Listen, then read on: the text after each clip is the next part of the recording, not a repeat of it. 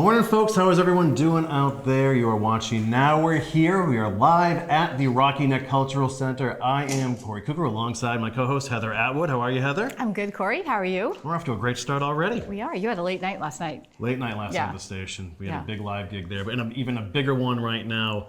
So cool. There is so much going on. First of all, we want to give a little kudos to Negative Space. That was Grant Clark, Peter Meyer, and Ira Levine playing there in the background. They'll be tickling the ivory and doing all sorts of other things throughout the show today. No ivories. I don't Some see ivories. bongos. Yeah. We all got, It's a nice way to start, though, and we're going right? to meet them a little later on, too. But there is so much happening here on Rocky Neck. You have the Art Colony, the Cultural District, Gallery 53.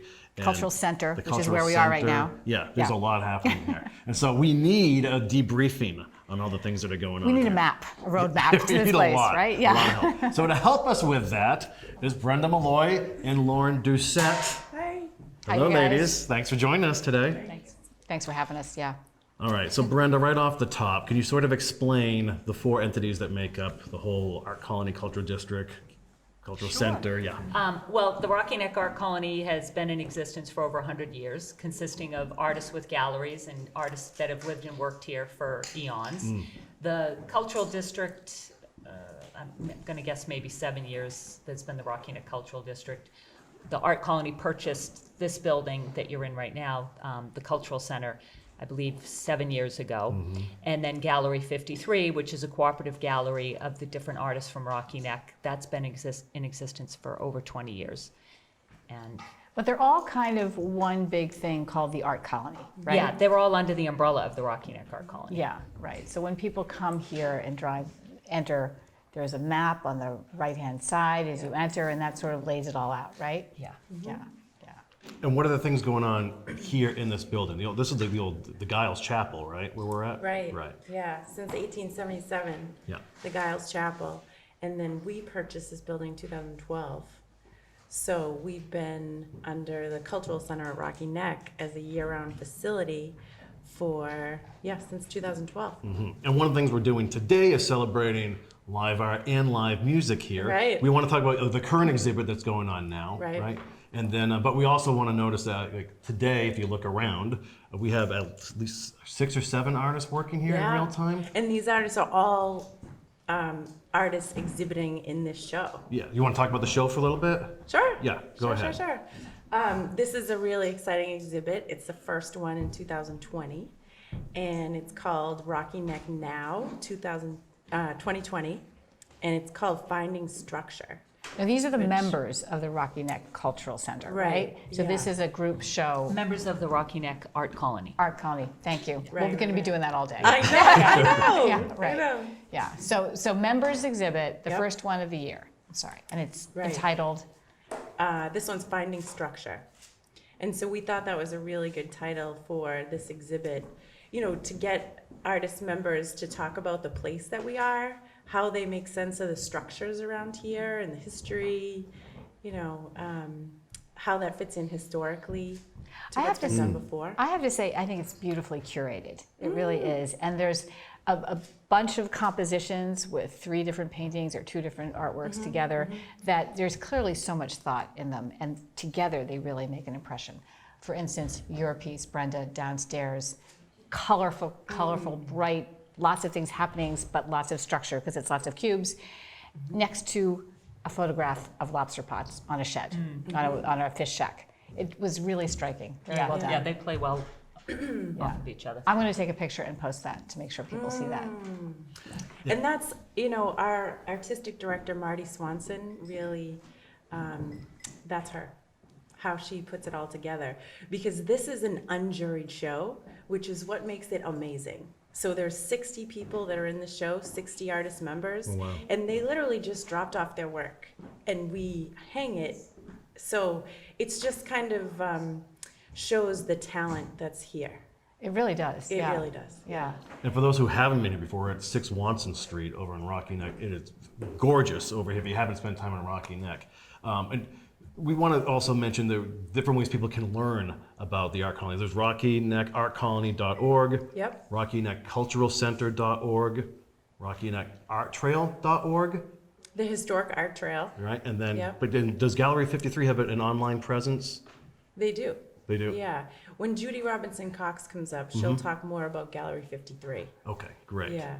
I want to wrap up with this show because I really want people to see this show. Yeah. I think it's a really beautiful show. So you have an artist talk coming up and a do. celebratory closing, right? Right. So Sunday, May 8th at 3 o'clock is the artist talk. There'll be probably about 6 members talking about their work, but we're open until March 29th, and it's 12 to 4, Thursday through Sunday. So people can come see it anytime. We hope everyone gets to see it before then. Yeah. Yeah. And it's a I really see good show. something called the Viewer's Choice Award. Yeah, we encourage people when they come to, vote for their favorite pick, and then there'll be that award on the last day on March 29th. We can be bribed. Have an eye. For what it's worth. Yeah. Well, you can. Yeah, well, that's definitely true. Yeah, right. Okay, so Brenda and Loren, so you'll be back individually to show off your works Right. and talk about your work as well too. But just thanks for sort of setting the table for us today and for having us. This is really exciting. Absolutely. So Thanks for being here. yeah, all right, we'll talk to you in a bit. That's Right. Brenda Malloy and Loren Doucette of the Rocky Neck Cultural Center and the Art Colony and on and on and on. Yeah, all that stuff. Yeah. Yeah. So next we have someone who's going to tell us the history of the Rocky Neck Art Colony Oh, beautiful. as the longest continuously in operation art colony, or one of the longest continuously in. I can't say it. In the country, right? Yes. We'll let Gully say it. Yeah, then. we need In Gully to terms of say the it. oldest art colony? Yes. Well, we lay claim to that, as do a couple of other art colonies, Yeah. but I So- think we have proof that we're older than Provincetown, for instance. Uh-huh. Well, This that's is good. Gully Hand, by the way, folks. Thanks for joining us, Gully. It's been great meeting with you. From James Hand Fine Arts, also on Rocky Neck. And, but people call you Gully, so we're going to call you Gully. Okay, that's fine. So Gully, could you give us, re-say all that stuff I just said and tell us about the longstanding history here? Well, I guess I might start with the historic art trail that a number of us here on Rocky Neck, some artists, some just interested lay people, decided to do. And I think we finished it in 2008 or something like that. And it's an online self-guided tour of various sites and places artists painted from and places where they lived, scattered around Rocky Neck, easily walked to. And anyone who goes online to the Rocky Neck Art Colony site can access that historic trail link. Can't remember the exact. I think it's rockyneckarttrail.org. Is it, there's no historic in there? Okay, yeah. No, I think But- I got I'm it not right. sure. Okay, good. So many of America's great artists worked Yeah, here. yeah, starting, well, Fitzhenry Lane, who's our most famous Gloucester artist, came and sketched from Rocky Neck back in the 1830s, before there were any buildings here. It was just a place to pasture sheep. And Winslow Homer came in 1873 and 1880. Edward Hopper was here in the summer of 1923 and had been here prior in the teens, but it was during that summer of 1923 where he did a watercolor of a house right here up on Rocky Neck, just up the hill. Just drove by it. With a mansard roof that was entered into a show at the Brooklyn Museum that fall, and he won the grand prize for that painting, and it launched his career as a fine artist before he made his living as an illustrator only, but he was able to. So anyway, Right. a lot of And that house, excuse me, that house is unchanged. that pretty house much. is unchanged. And it's on your map. It's on our map, and unfortunately, you can't see the harbor next to it anymore. I mean, that's an issue, a different issue, but development and things do change. And I kind of wanted to emphasize that, a lot of people look at the historic art that some of the American Impressionists painted here. From Banner Hill, they painted views of Rocky Neck, looking over at the city, and a lot of these historic artists revered the American traditions, including the architecture and that sort of thing. And I think people forget that that art, even when it's modern, it doesn't forget tradition. You know, I think we have a tendency in this day and age to sort of want to throw out everything in the past and say, no, this is the way it was. But anyway, so I happen to love the historic art. I love contemporary art too. I'm not, and I love art as objects. I think in this computer age, too many times people tend to look at art as just an image, a two-dimensional image, but paintings, including two-dimensional paintings, are actual objects, and they're wonderful when you encounter them and look at the texture and the brushwork and the human elements that go into them. But anyway, So historically, what has been the allure for Rocky Neck for all these artists over the centuries? That's been an interesting question. I was recently talking to the man who curated the Winslow Homer exhibit at the K-Band Museum, and I asked him what brought Homer here, and it wasn't the reasons I had thought. It was that he had some connections from New York City who knew about this place. But so it's really the dramatic coastal scenery in a working historic fishing town and village with incredibly interesting vistas, architecture, and the added factor of the rail line from Boston that was finished industrialization. in around 1845, had a big influence on bringing artists here. There were big hotels here around the turn of the century and into the 20s that are not here. It was a very different kind of place then. It wasn't just a residential district. A lot of people came and stayed in these enormous hotels for the whole summer. I know historically, what else can I emphasize? Yeah, no, it's and I think it's just a very interesting place. Word of mouth played a big part, I think. Homer's woodcuts that were widely published in Harper's Weekly showed the Gloucester fishermen and their children and playing under wharves and that sort of thing, and people. We need to ask you Yeah. at another time what sustains an art colony. We probably don't have time today because Okay. we have so many interesting artists to talk Yeah, to. absolutely. But I think it's a really good question to go out with. What keeps this alive? Do you want me to say? Real quickly, sure. Okay, yeah, what sustains a colony is the people who come here. We've just recently lost a couple of terrific lifelong artists here that I should know unfortunately had them. the opportunity to know, John Nesta and Gordon Getteman, and there have been others who've gone, but it's a tradition, and I don't know, when artists hang out with other artists and that sort of thing, it's a wonderful thing, because there are all these memories and reflections and thought about art that goes into it, and I think that's what sustains an art colony. And Gully, just your love for Rocky Neck, where does that come from? Well, I grew up down in Beverly, so, but I think it was my love of art that I always liked Gloucester, and when I had the opportunity, I came up and looked around and liked what I saw, and I'm very glad I moved here. So art meets Gloucester. That's why you came, probably. Art Yeah, plus Gloucester. well, yeah, and I think, and I don't want to lose that tradition. I mean, I'm fighting a development battle right now, and I really think that people need to wake up and try to preserve what's wonderful about where they live. I'll end on that. Yeah, well, we thank you yeah. so much for your Thank you time. so much. Thank you for having me. Yeah, and Yeah. once again, you can look at rockyneckarttrail.org, and that's Gully Hand. Gully, thanks so And much. James Hand, fine art.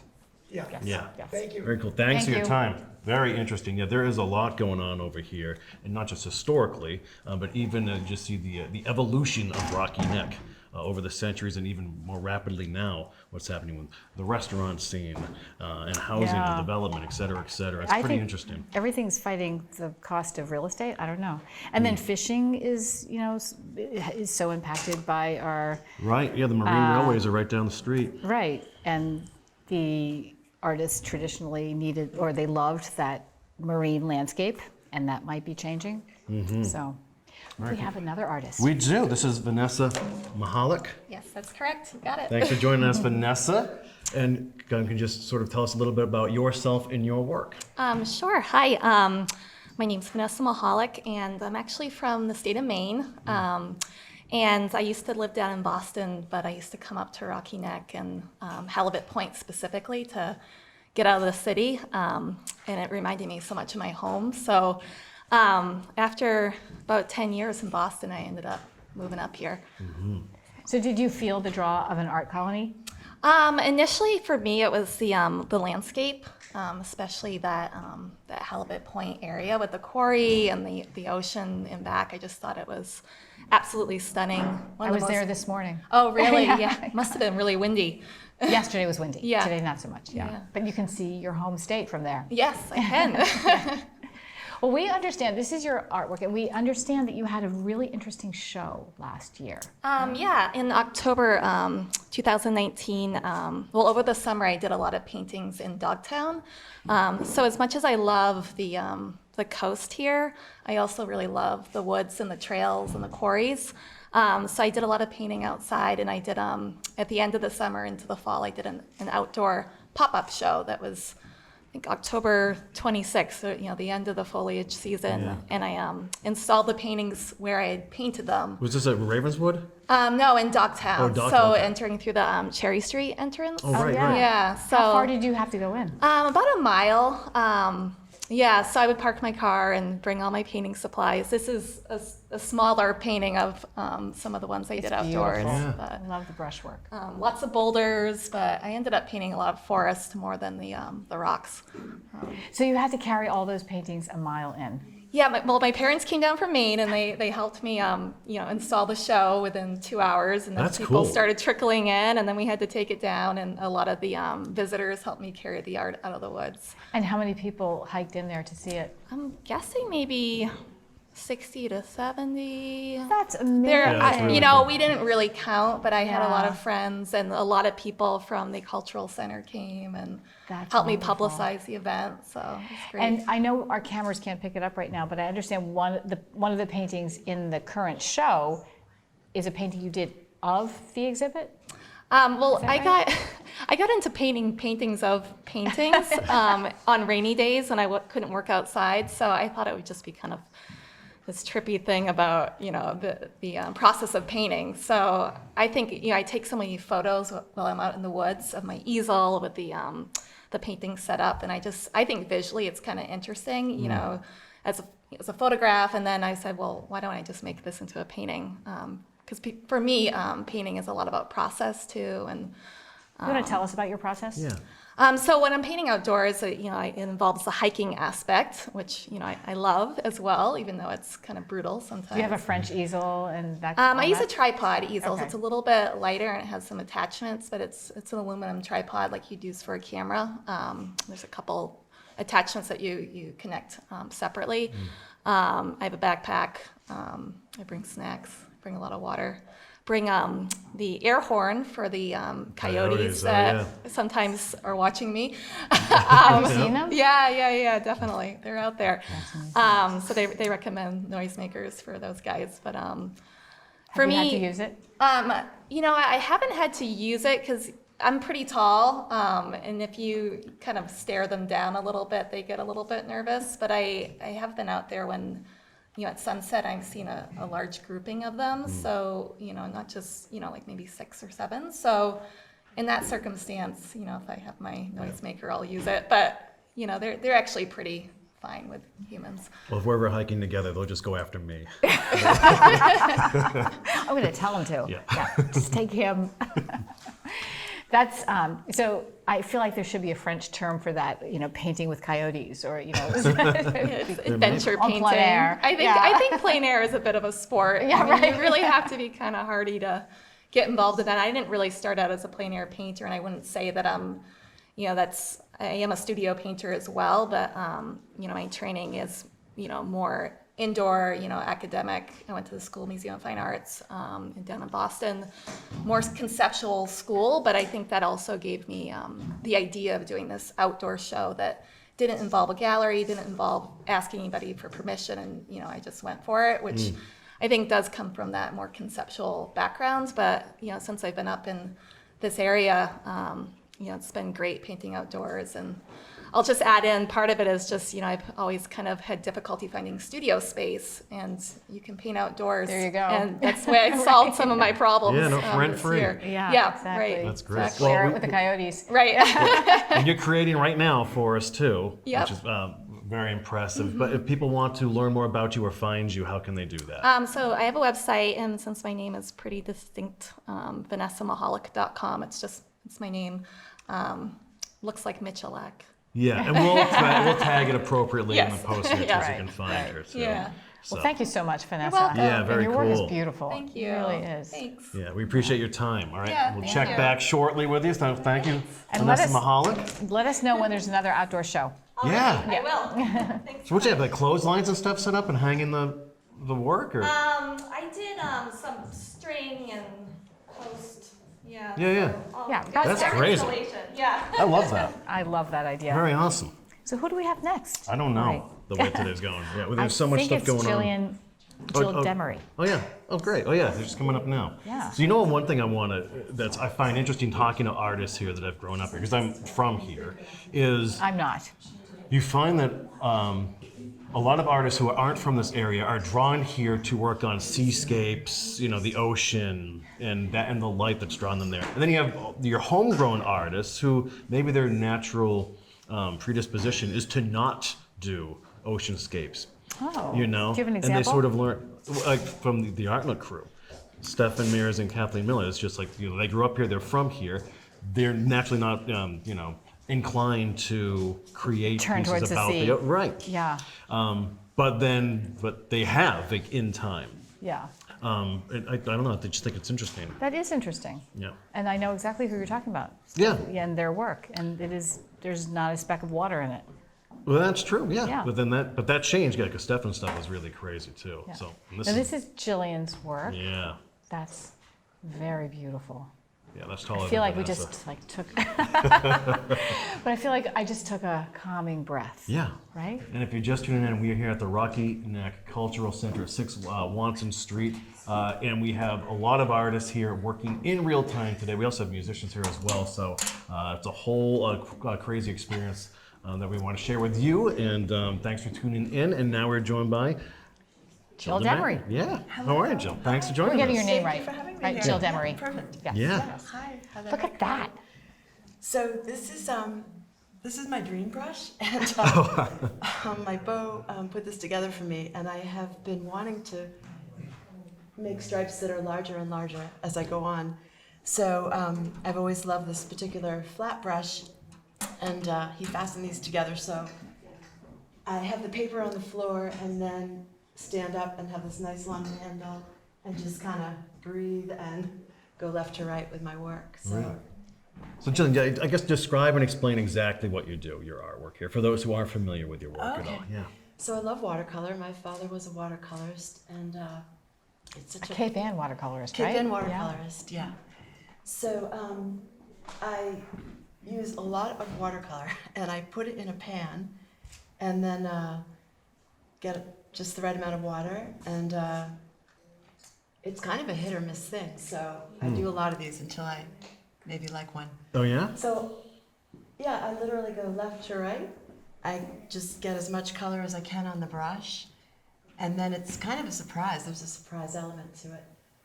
This one, I added just the tiniest bit of Prismacolor colored pencil, which is new to me.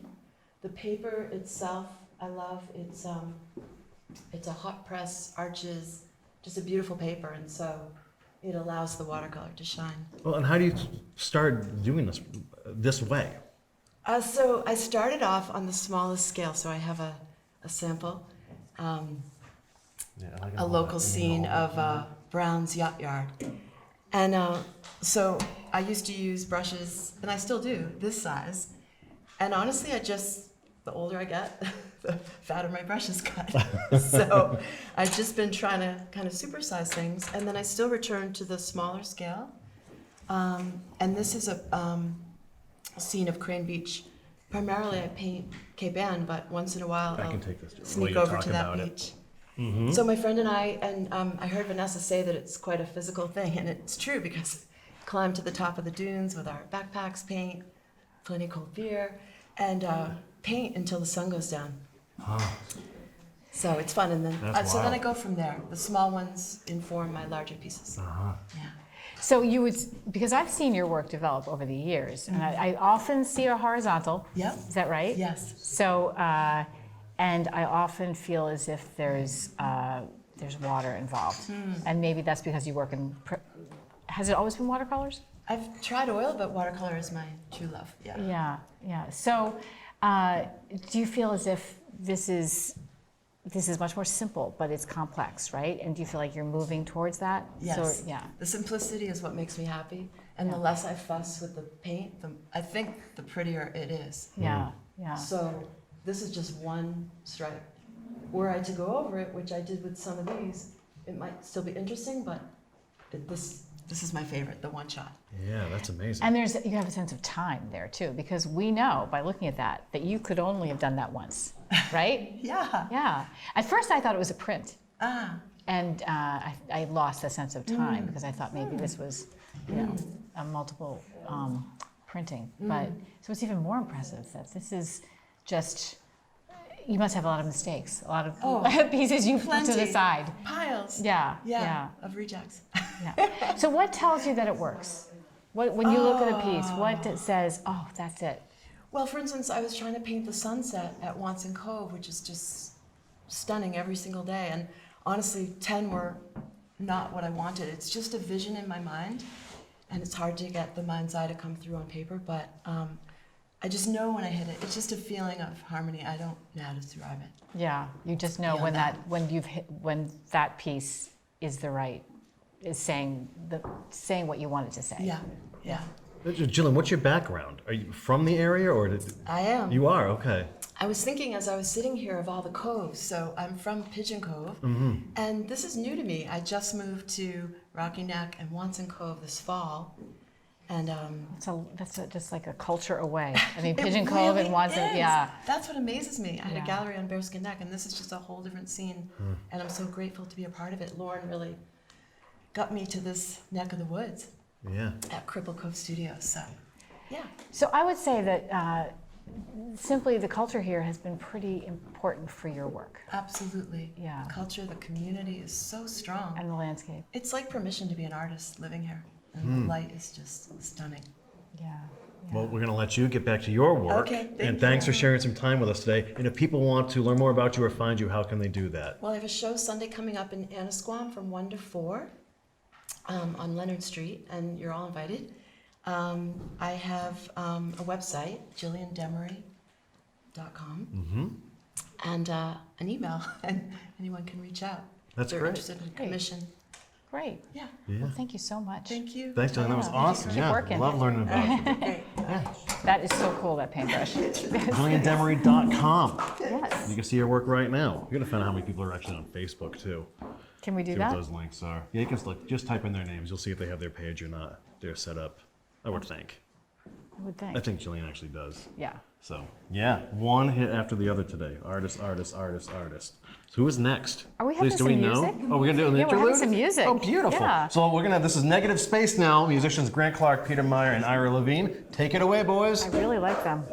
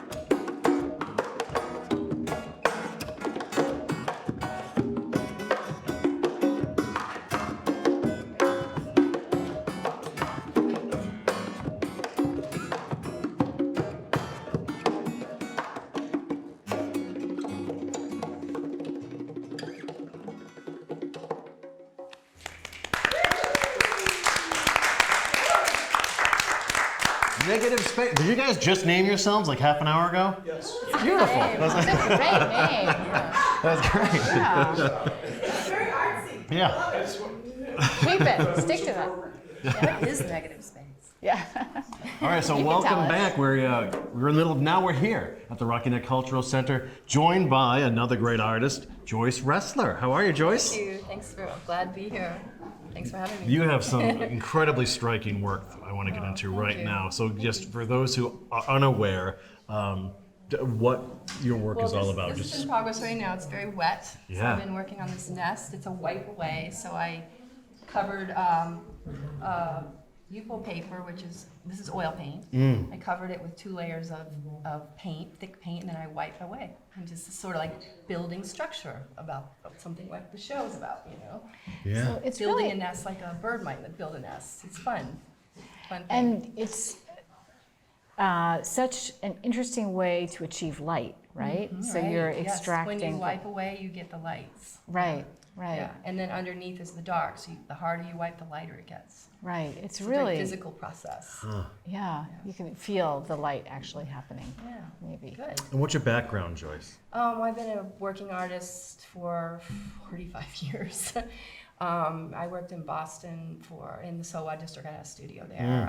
My background is really in glass art. And I blew glass at Diablo Glass for, oh my gosh, 20-something years Oh, in wow. Boston, yeah.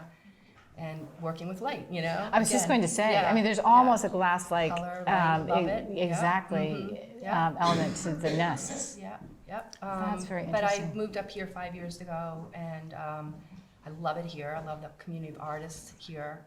Immediately got connected to the Rocky Neck Artist Colony, and come here for life drawing every Monday, and making friends, and doing shows, and it's great. I love it. And I started painting and drawing again, and that's more my focus right now. I do have jewelry also at Side Street Gallery across the street. I do glass jewelry too. So what took you away from glass and brought you back to drawing and painting?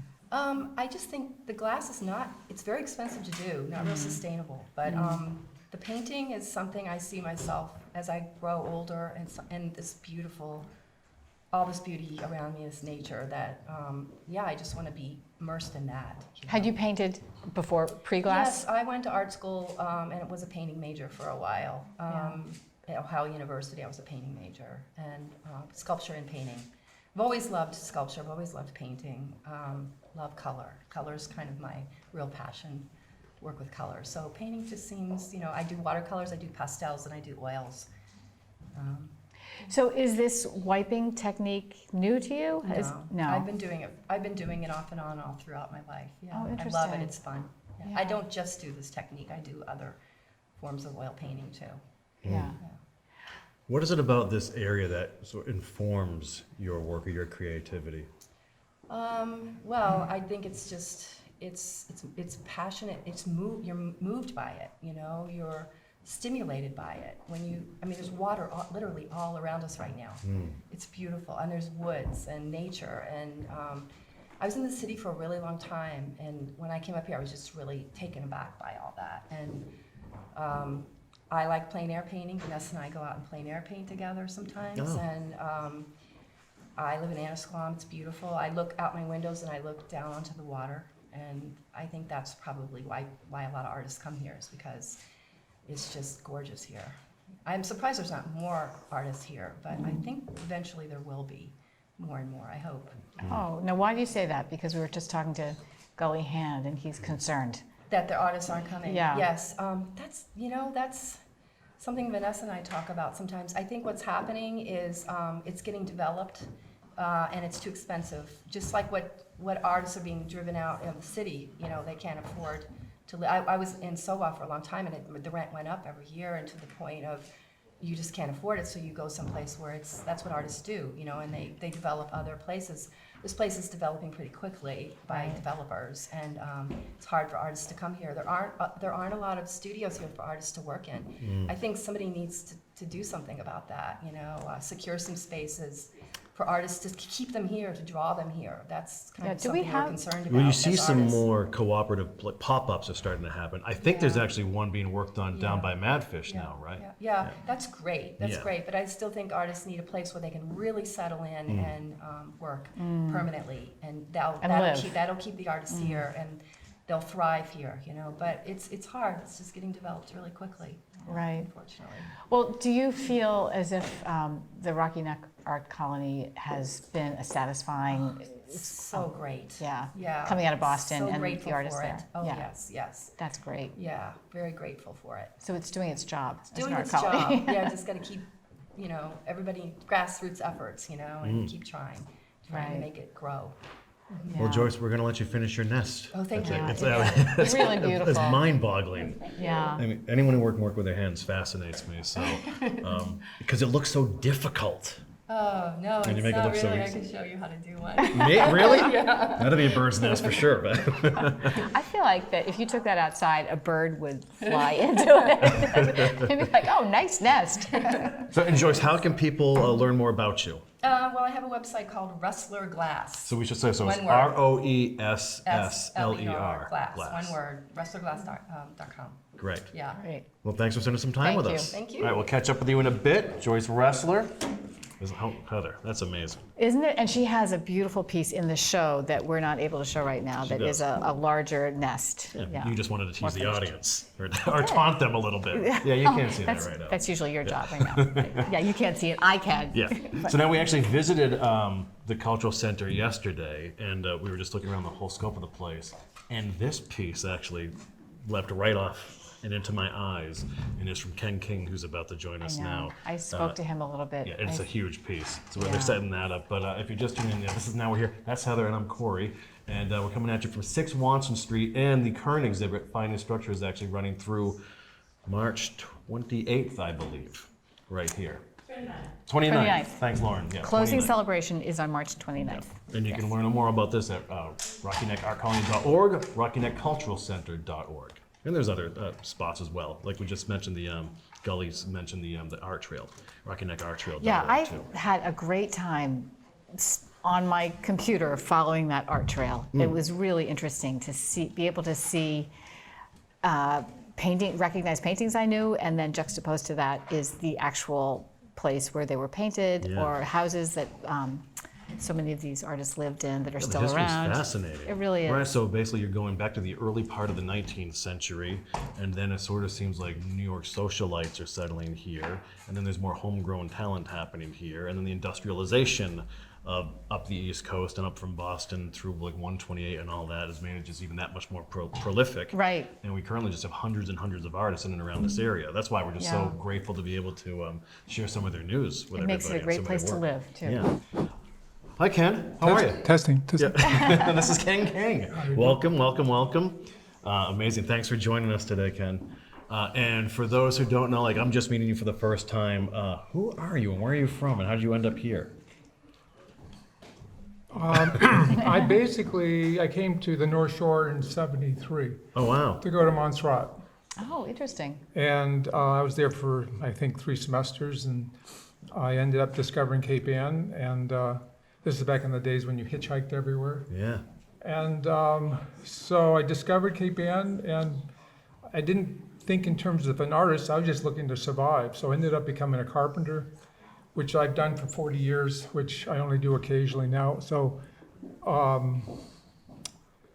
what was the question again? Well, just sort of how it came to be, like where your start and then Yeah. how you ended up here. A lot of good luck, Yeah. basically. So you 3 semesters at At Montserrat. that point, then that was in the mid-70s, then in the mid-90s, I went back to Montserrat and took some classes. And I was running a business at the time, had a crew, and before I knew it, I was hired by Montserrat to be one of the contractors that worked on the Hardy building. Oh, And I'd taken classes for 2 years off and on before that, and then I didn't touch a brush. After the project was done, I was in construction so much that I didn't actually do any physical. I did drafting and that sort of thing, but So it's just in the last 8 years that I got just the bug again, and Interesting. and now I worked digitally for almost 5 years before I actually started drawing again, and wow. that's just in the last 2 years. So Did you miss it? I learned a lot of discipline with the computer, and I do still a lot of things with the computer, but I found the basics, working in charcoal, Conti, ultimately painting, is an organic, passionate, joyous kind of experience in the actual creation of something that didn't exist before. And you're not relying on somebody else's sophisticated technology, so. Yeah, we were having a conversation over there earlier, and Ken was doing a drawing, sort of a life drawing of the people in the room, and it was beautiful. And he were going through all the materials he was using. He had a number of different materials, and then you told me that you were coming out of working with a computer, and that this piece was done digitally. Or This started with the iPhone. This piece started. Get out of here. It started with my phone. Oh, I shouldn't move probably. Yeah, whatever you want to do. Okay, if that works. I did a whole series of photos around Dexter Pond. I live in Manchester by the Sea, and it's a beautiful place. It's got a lot of different natural environments, and Dexter Pond is one of them. So, and I also did some construction project on it at one point. So I basically would wander around the edge of the pond taking photos of the intricate structure. That's structure. Right, structure. The saplings, everything Right. intertwined, and then there's a body of water behind it, and it sat in the computer. I've had thousands of photos like everybody else, but anyways, I decided I would explore using different filters to turn these images into something that was more like stained glass or mosaic or whatever. So a lot of this is generated by the computer, but then I painted into it with the highlights. And if we were to turn out the lights, this is all glow in the dark. Really? Yeah, this part, anyway. So what kind of paint is that? This is acrylic. Yeah. So it's a mixed media. I think of it as mixed media. Yeah. And then I make the frames, because I've been a Beautiful. carpenter for 4 years. So. You are really fortunate to be able to do that. Yeah. Because frames are expensive. Yeah. Exactly, sure. So that's the story behind that. But my goal right now is to get back to The hand. maybe. working with just the basic materials, because there's just so much you can learn about structure and about values and about just mark making and the emotion you can put into marks, just marks alone. So that's where I'm at, basically. So I see tell me if I'm wrong, but I understand, it sounds as if a piece like this, working with the computer, you're embracing more design. It's a lot about composition. Yeah, Yep. yeah. And it becomes more two-dimensional because you start working with this not as water, but as a two-dimensional artistic element. Well, it's also a result of having only certain limited blocks of time to actually do any creative work. Because even though I've stopped professionally working as a carpenter, somehow every day is just shorter and there's just so much to do. We have 3 dogs. We have 3 Yorkies. 2 are special needs. But I get to walk in the busy. morning, get to walk in the afternoon. I mean, I actually have the dream life, really, Yeah. doing what I'm doing. So. Yeah. And then on Saturday, we head up to the Traps for 2 weeks to go ski. Oh, that's So that's nice. what we're up to. And you were saying you're going to do a little drawing while you're up I'm there. going to do a lot of drawing, and Yeah. actually going to work watercolors, Nice. which nice. I'm eager to get back into. So when you move around, you think about taking your materials with you and working. Well, I have to limit it. It's like going to in plein air. You can only bring so much out in the field because you have to lug it out there. So, which I just started doing that as well, and hope to do in pastel this time. I like to jump from different mediums back and forth because it keeps it fresh, and you discover all kinds of things, and then it somehow works into the next medium in some way without a lot of thought. It's just an evolution is what it is. So. I think that's good for all of us to be jumping into different things that make us feel uncomfortable Well, for it's a little also bit. a way of distracting myself from the world events too. So, Well, at the same time. On that there's a note, lot of that, yeah. That's why we're off to Pratty's after this, as a matter of fact. Yeah. Well, Ken, thanks so much for spending time with us. And we'll let you get back to work as well. Okay. And if people want to find you or learn more about you, how can they do that? Or would you rather them not? No, well, when we go to Maine, we're off the grid, but that's another story. But it's kenking.org. Oh, perfect. and this piece again is hanging in the show, the Finding Structure it's, show. It's got as far as the basement. Yeah. till right now. That's pretty good here. Yeah. All right, thank you, It's Ken beautiful. King. Thank you. Very cool. All right, we're going to go back to negative space. This is Grant Clark, Peter Meyer, and Ira Levine. Take it away, guys.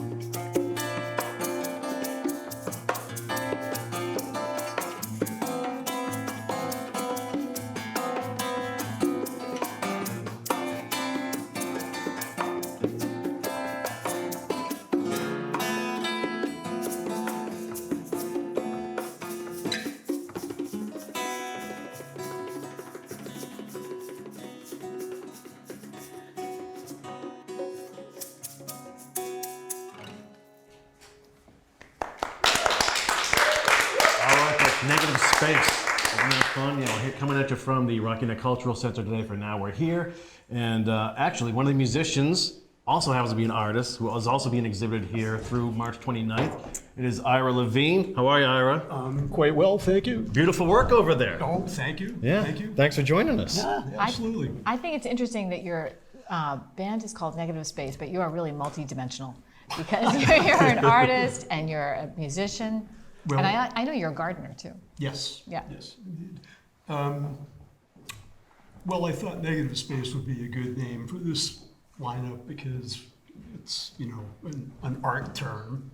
So I thought that was very fitting. Yeah. Right. Well, tell us about your work, Ira. Okay, well, this right here is from the Lifeguarding Session that happens every Monday.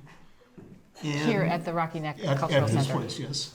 And, excuse me, it is, I like doing it. I often liken it to going to the gym in a sense, because it's not usually what I do for, you know, my fine art work.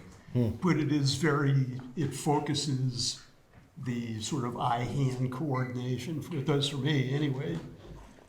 And, you know, very much like Jill said, every once in a while you just do one and you go, that's really good. And it's sort of, And how do you know? you just feel it. And also, you know, it doesn't look like Donald Duck. Yeah, Or color by someone like numbers, that. Yeah, exactly.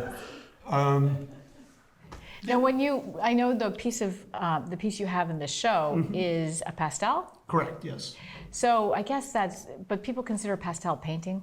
Is that right? Well, for me, I used to do a lot of oil painting. Haven't done it in about 10 years.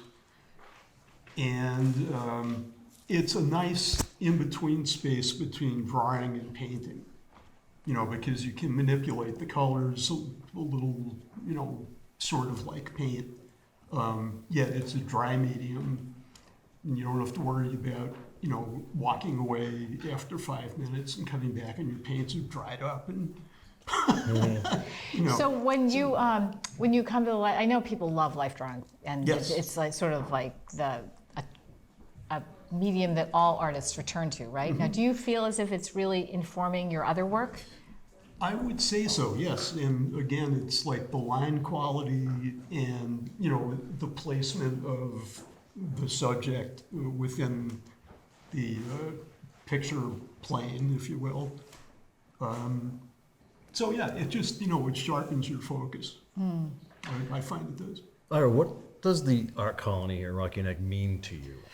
Well, I have found it to be a much more relaxed venue than, say, no offense to these guys, but the Rockport Art Association or North Shore Art Association. Although I must say both of them are loosening up a bit, which is kind of nice. I know Rockport also has a figure drawing session, Yes, right? they do. Yeah. Yes, they do. But, you know, when this place just opened up, I thought, gee, this was actually the first place I came to on Cape Ann in 1972. Oh, wow. Rocky Neck was? Yes. Oh. Well, actually, I went up to a party on Grapevine Road and ended up falling asleep on someone's front porch right up the street. Now we're talking. And I You're woke up. speaking Corey's language. Yeah. Woke up and looked out the window at Smith Cove and said, "Oh my goodness, I'm home." Aw. And I wonder how many been other there ever people did since. that. So That's nice. Yeah. That's really nice. That's And great. has art always been a part of your yes, Life? yes, I've been drawing ever since I was a little kid. I think probably on the hallway wall at first, which was less than appreciated. But yeah, I've been doing it as long as I can remember. You know, that and music. Yeah. So sort of go back and forth, and they're nice counterpoints to each other in that art is very, visual art is very solitary in a lot of ways, and music you do with other people. Do you want to tell us a little bit about your group here? Well, I've played with Pete, who's the guitar player, on and off for about 20 years, and really just met Grant a few years ago, and we've gotten together a few times, but it's just sort of spontaneous. But this was Negative Space's sort of big hello to the world. Yeah, That was today. exactly. And it will be goodbye after the show ends. Well, we will reappear with a different name. Yeah. I like that. Yeah, that's a pop-up name. Yeah. So Yes, Ira, exactly. can people find you online at all, or you see your work anywhere? You can see my work here at the Rocky Neck Art Center. Online, not so much, although I may appear in the police notes every once in a while. Yeah, I've seen that. I think I've seen that. Recognize the name from somewhere. Great. Well, thank you very much. We'll let you get back to playing. Absolutely. And thank you, Ira Levine. Very cool and amazing work as well. Huh? Right. I love figure drawing. Yeah. I think it's a great exercise. One of them must be an amazing self-discovery to figure out when you're just growing up doodling and drawing on walls, like it says, and then realize, oh wait, I have something here. I wonder when that actually happens in an artist's life, or does they even have that realization? You know? I don't know. I heard once someone say that there are lots of talented people in the world, and what makes an artist is the need to do it. It's not about talent. It's about Just their drive? They just have to do it. I don't know if that's true, but Driven to create. and it's not necessarily what there are lots of talented people who just don't have to do it. Interesting, right? Very cool. Yeah. So, folks, if you want to learn more about the Cultural Center, you can go to rockyneckculturalcenter.org. I know that's a mouthful, but they also have online representation here too. If you want to go check out their Facebook page. Same with the Rocky Neck Art Colony, and what also was a great discovery is also the Rocky Neck Art Trail.org too. Yes. There are a lot of cool nooks and crannies around here that I'm sure most locals don't even know about, Yeah, exactly. and hundreds of years of history to sort of divulge. No, it is really, and you never have to leave your computer to make the tour. It's pretty interesting. Yeah. Or All you right. can. Joining us next now is Judy Robinson Cox. How are you, Judy? I'm good. A little nervous. Are you really? Don't be nervous. We talk all the time, Judy. I know, but I'm never in live TV here, whatever we are. Yeah. Just Oh, yeah. pretend you're talking to your thousands of friends. Okay. I love your glasses. Yeah, your Thank glasses you. are great. Yeah. All right, so Judy, so for those who don't know who you are, what you do, can you just sort of give a brief description of your work? And... Well, I've been a photographer for about 50 years, and I do all kinds of work. But what I have here in this show is a piece from a series I did in the Bahamas of abandoned buildings. And I wanted to talk about that. Please do. First of all, the I can hold Bahamas- these up for you, too. So, my husband and I have been down to the Bahamas 6 times on his racing trimaran Triad, which is the fastest boat in Gloucester Harbor. Oh, So you've sailed down there from Well, here? he sailed all the way down. He sailed from Gloucester to Florida each year with some friends.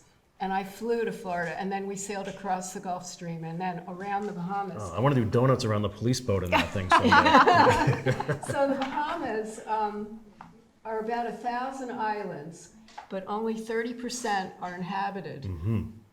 And of the ones that, you hear of just the really crowded places in the Bahamas, we go to all the uninhabited small islands and the ones with little villages. And that is the most interesting. And you take the boat?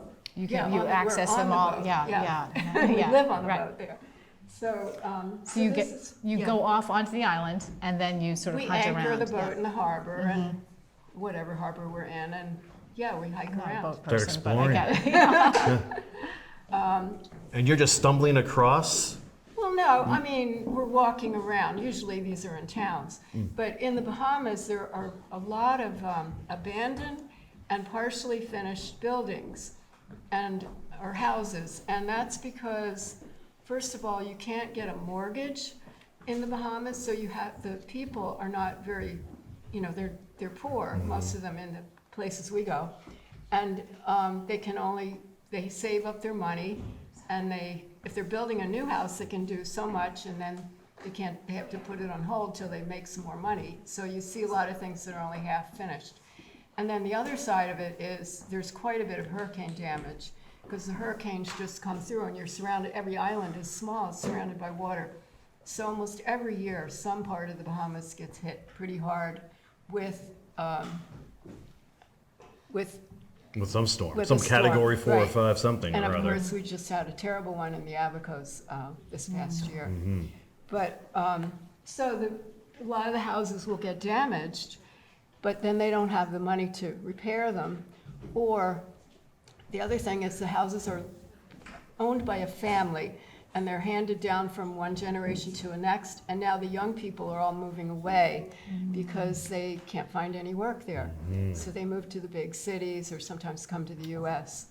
And so then they just leave the buildings there and they kind of disintegrate over time. So this color is beautiful on this Yeah. house. So the houses are painted when they're new. They're painted bright turquoise, pink. They're beautiful. They fit in with the environment, the colors. And then I just brought a couple. I can hold these random- up, Judy, for our Okay. camera guy, yeah. I don't know what you're showing, but these are just different abandoned or damaged properties in the Bahamas. It's beautiful. But I see this as more as art photography, and less, recording what's happening. Because I'm not really a documentarian Yeah. photographer. I'm more of I like to make it an artistic statement. Yeah. But some of these are just pictures. So you've seen a lot of changes in the photography field over 40 years. You said you've been Yeah, well, I shooting guess pictures? 50 since I was in college. Yeah. So what do you? Oh, that's a beautiful one. Do you want to say something about that? Has it become more facile? Well, Did you yeah, miss because anything? when I started out, there's no such thing as digital. Everything was darkroom, and I lived in the darkroom. I loved the darkroom. But even when I was young, I was experimenting all the time. I wasn't doing traditional darkroom. I never could do what everyone else was doing. I had to do something different. So I was actually making big, transparent, high contrast prints and painting on the back of them, because I was a painting and photography major in school. And Judy, while you're here, can you touch briefly upon Gallery 53? Gallery 53 is part of the Rocky Neck Art Colony, and it's run cooperatively by members of the Art Colony. I was manager there for quite a few years. I can't remember how many. I'm not anymore, but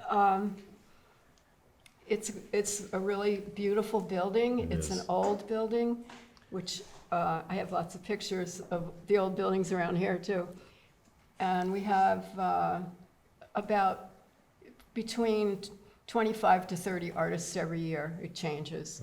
And it's we have jewelers, potters, painters, photographers, mixed media, wire sculpture, fish print.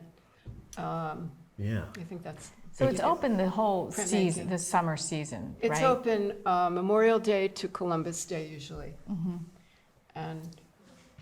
And those 30 or something artists are represented, and people can They are, visit the and we're gallery. going to be jurying in May this year. No, in April this year for new artists, and that information's on the website, rockyneckartcolony.org. Perfect. good. Well, So maybe people we can can join. get there too at some point this year, do a Yeah. show. That'd be nice. It's a great building. Yeah. It's beautiful. Judy, thanks so much for spending time with us. Welcome. Yeah, Thanks and for we'll have to do sharing this your work. again sometime too. These are gorgeous photos. Yeah.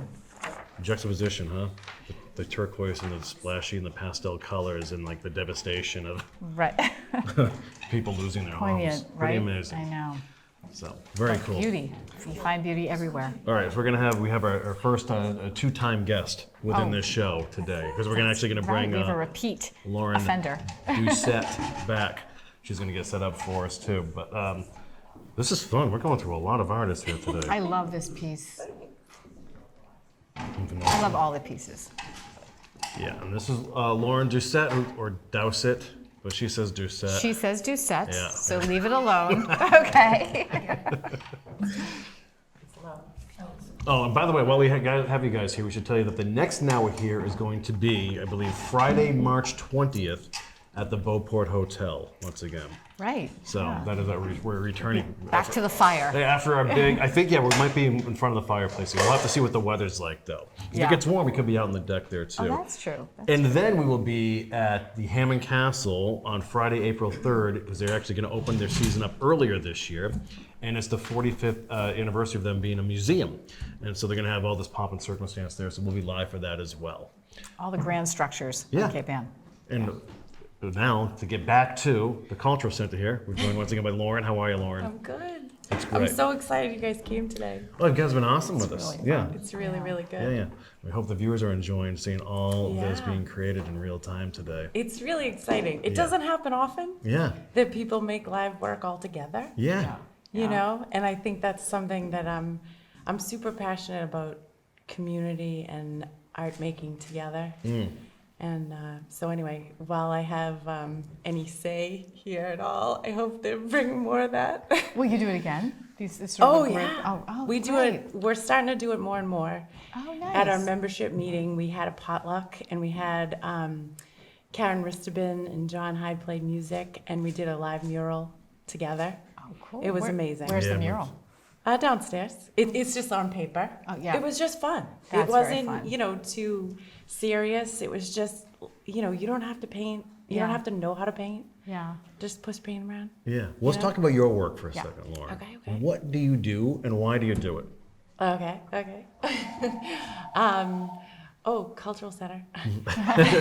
You answer the phone here too. Yeah, yes, the vote. So, I've been an artist as long as I could pick up a crayon, and I think it's something that I have to do or else I'll combust. What did I say? Yes, I Yeah, know. Driven- when you driven said to that, I create. was like, yeah. Right. Where did you grow up, Lauren? I grew up in Woburn Okay. and just always wanted to draw and paint, but never really was supported there. I mean, my parents were very supportive, but they weren't artists, and so I was always looking for this greater community of creatives, and I just didn't have it there. And so when I was, I did go to art school, but then when I had my son, he was 3 and I moved here. So when I found out about this place, I saw it for the first time. I would take the train in high school and I'd paint in Rockport outside, and all of a sudden I'd turn around and there's people and they're like all interested. And I was like, people care about painting here. And I literally packed up my son and came here and moved here. And I didn't know anybody. Yeah.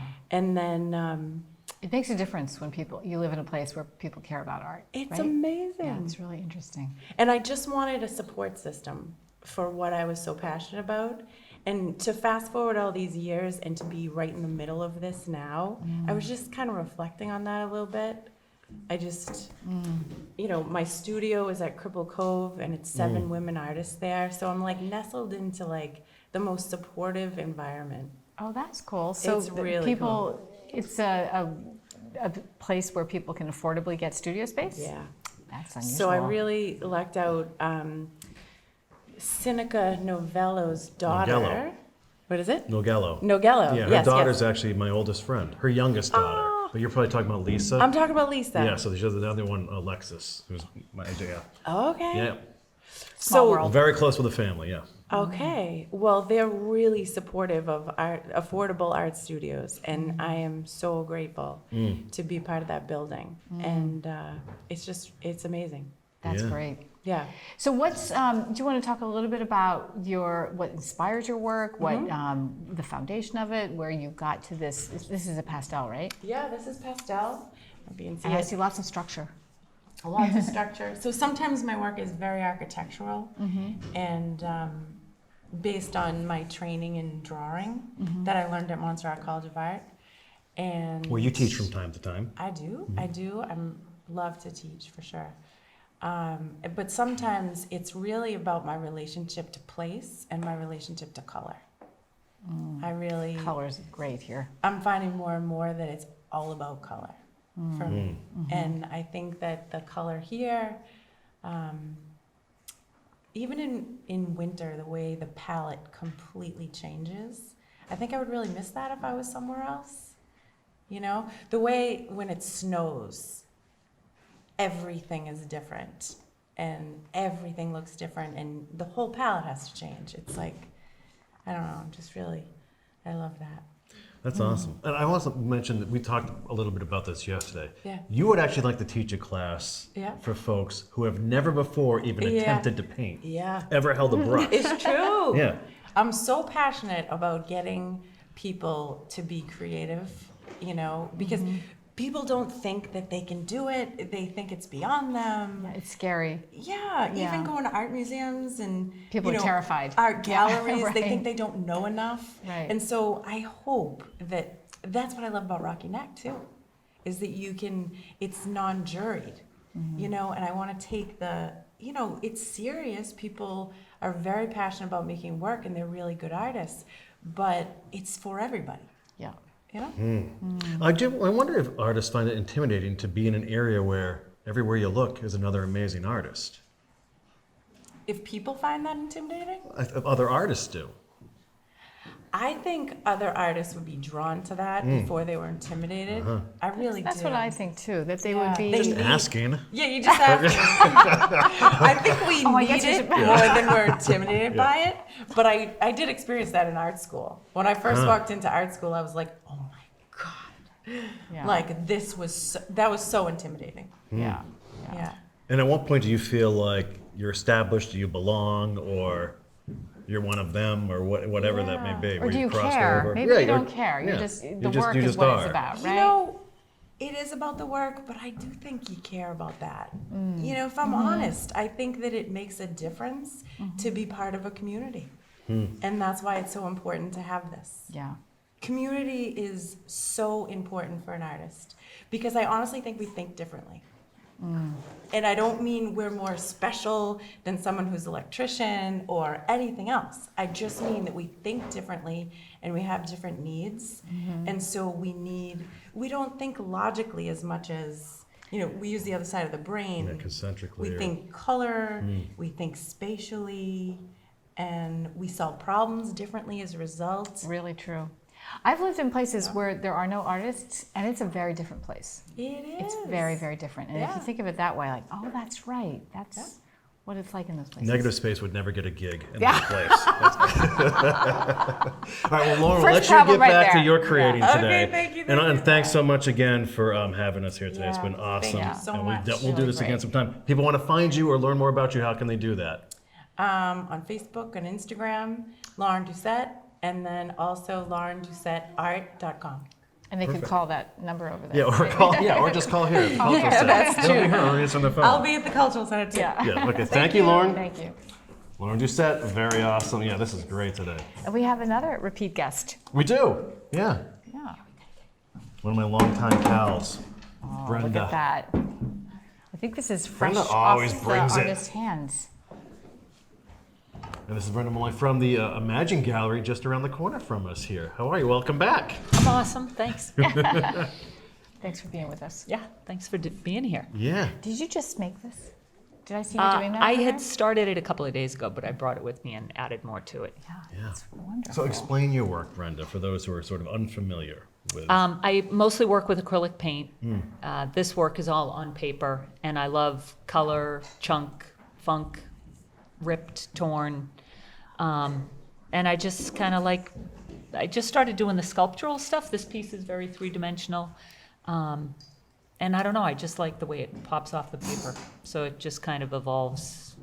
It has a life of its own. Spontaneously. It really has vitality. And I mean, it's kind of obvious, but then it's also not. That it's paper and paint. And yet it's three-dimensional. And you made it fairly quickly, I think, right? Yeah, well, I've been working on the sheets of paper that it's made out of. I paint with a lot of different layers, and then I bring the sheets to the table and rip them up. So it's a process, and I think it's much like myself. It's kind of pretty active, pretty colorful. I think they're awesome. Yeah. So how do I'm trying to say, how does this process even begin for you? Like, when do you start to think of this is how I'm going to create and structure and build and how does this all come Or about? can we back up and ask her maybe where it started? Yeah. Well, I've been painting in layers for years, since I started painting several years ago.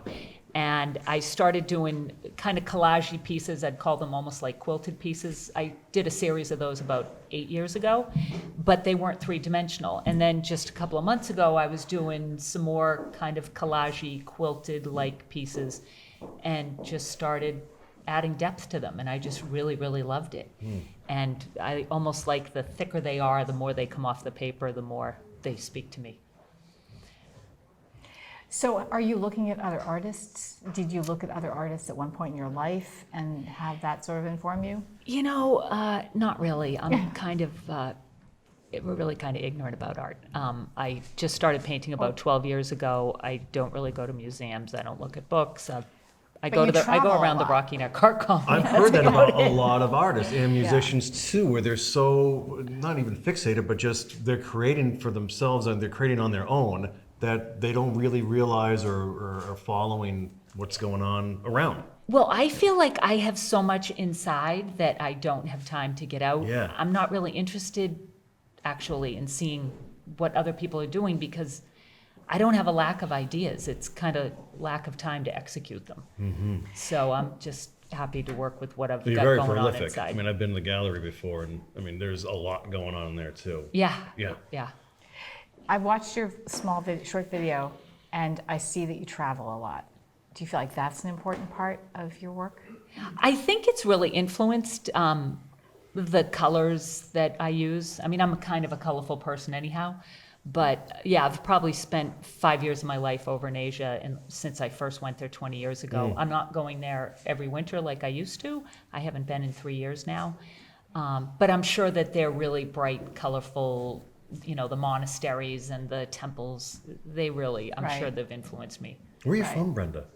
I grew up in Lincoln, about an hour from here. Oh, really? Yeah. So what brought you up here to begin with? Well, my grandfather used to bring his boat to Bickford's Boatyard, Oh, just yeah? right here on Rocky Neck, 4 doors down from my gallery. Yeah. And one year he said to my dad, maybe we should see if we could find a cottage. So my dad went out and looked and found a cottage, and my family's been there now for 59 years. Wow. So I've been coming here since I was a baby and moved here in 96. And I just love it. I can't imagine being anywhere else. Yeah.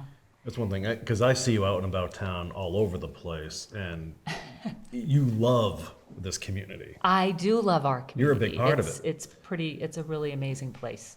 I'm very grateful to be here. Okay, so here's a question I want to ask you. I thought we've talked about this in the past, but I just wanted to make sure. Do you sleep outside and stargaze? I sleep outside every night unless it's wet. Right. In I knew the it. summer months on my back I deck. think this is such a cool story. But not in the winter, when it's cold. Not in the winter because I really know where to sleep outside in the winter. Yeah. I don't. The place I'm staying I'll now throw a doesn't blanket have over like you. an outside I deck. can swing by. But I don't have any aversion to the cold, although I won't go swimming in the cold. Yeah. But I just like being outdoors because it's just a great way to connect with nature. Yeah. Well, I think sleeping outside, it's not buggy. That's There's the only thing that there's would no bother me. bugs on my She's not back sleeping deck on outside Rocky Neck. ever. I don't have screams. I would sleep You would outside not for do sure. that. You're not doing that. Yeah, there's no bugs, talk there's about no it later. mosquitoes, there's no midges, there's no nothing. Yeah. It's amazing. Well, I think the stars are a very good reason to sleep outside. And I would They do are, it. they are. It's pretty cool. Yeah, and if you haven't seen Brenda's magnets anywhere, because I have some of your magnets, the hearts, the fish, they're all over the place. You'll see them in cars around here. They're as Yeah. popular as anyone in another town would have a bumper sticker on. You see Brenda's magnets. I've got one. Yeah. So where can we find the magnets? Imagine Gallery? Yeah, the gallery will open up probably the first weekend in May, Yeah. and it's open through the end of October, and I'm pretty much open every day. Great, great. Very cool, Brenda. All Well, right. thank you for Yeah. being here. Thank you for doing all you do and making our lives so much more colorful. Well, Because you're welcome. your That's car why itself- I'm here. Yeah, we yeah. appreciate it. I think if everybody knows why they're here, the world would be a much better place. Well said. That is true. Why are you Yeah. here, Heather? I'm here to make sure you don't get into too much trouble. That's why I'm here, Corey. So, Brenda, people want to find you online. How can they do that? ImagineLoveandPeace.com. That's it. Thanks so Don't much. forget that. Bye-bye. Thank you. Brenda Malloy. All right, more music? More music. From Negative Space, this is Grant Clark, Peter Meyer, Ira Levine. Take it away, guys.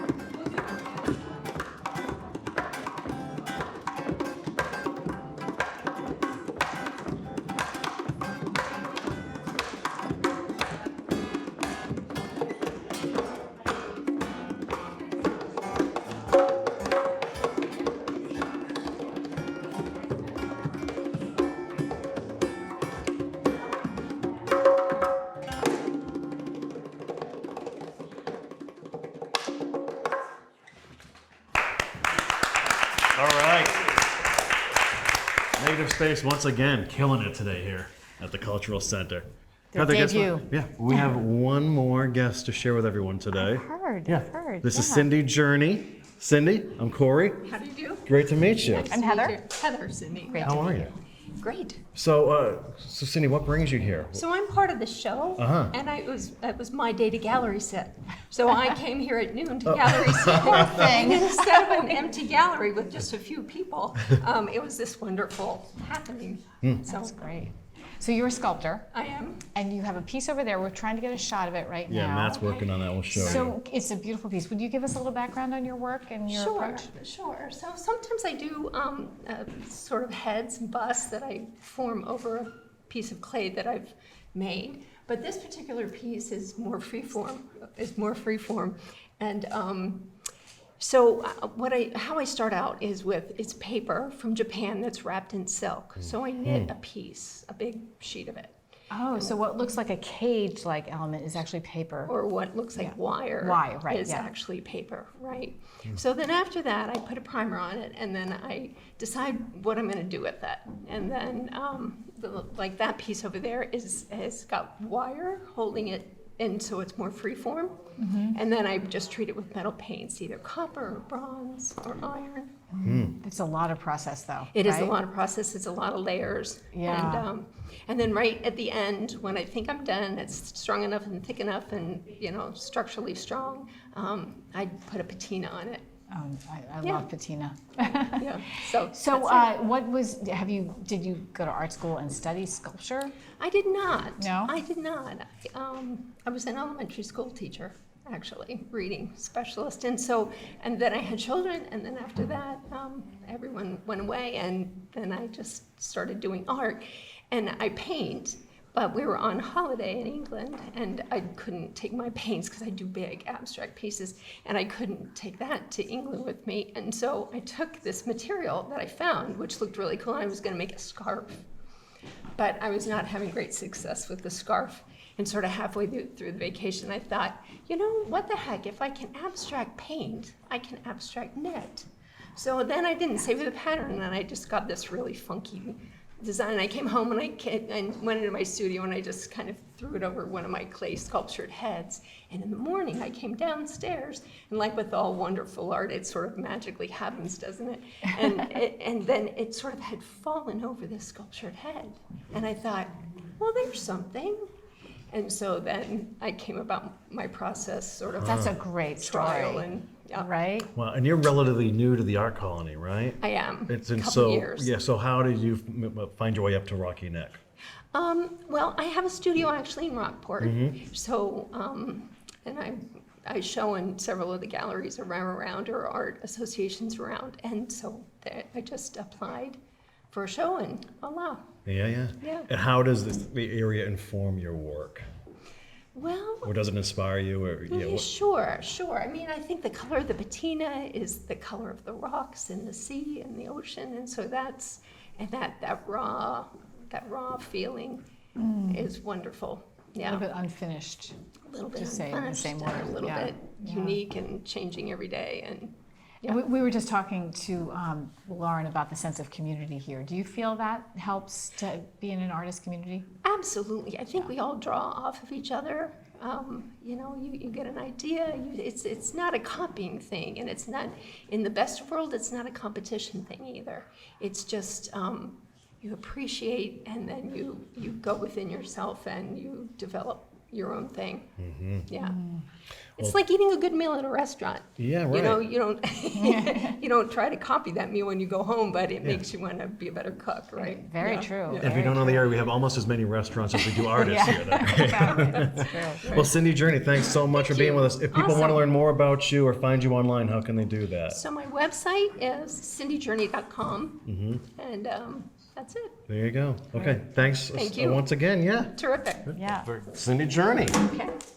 That was great. All right, so well, it's time to wrap things up, Heather. I know, what a fun show. We got to get on to the next gig. So thanks for tuning in to Now We're Here. We want to thank, first of all, the Rocky Neck Art Colony, the Cultural Center, et cetera, for letting us be here today. 6 Watson Street, if you want to learn more. RockyNeckArtColony.org, RockyNeckCulturalCenter.org, Rocky Neck arttrail.org, and of course Gallery 53. Well, the art trail is on the the art Yeah, it has its colony own site, too. Yeah. Oh, Yeah. okay. I didn't know that. Okay, so we want to thank our guests today, in no particular order: Brenda Malloy, Loren Doucette, Gully, Jillian Demeri, Brenda. I have Brenda already twice. Ken King, Judy Robinson Cox. Our musicians, Grant Clark, Peter Meyer, and Ira Levine, who was also here as an artist too. Cindy Negative Journey, Vanessa Michalak, and Joyce Roessler. Thanks to everyone here for having us today, and thanks to our crew. Thanks to our crew: Becky Tober, director; Matt McNakin, technical director; Lisa Smith, floor director; Alana Horn, production assistant; and David Lufkin, camera. Thanks very much. We'll see you in a few weeks from the Beauport Hotel. Thank you once again, Heather. Thank you, Corey. All right, we'll catch you guys later. This is Negative Space once again, riding this thing out. We'll see you next time.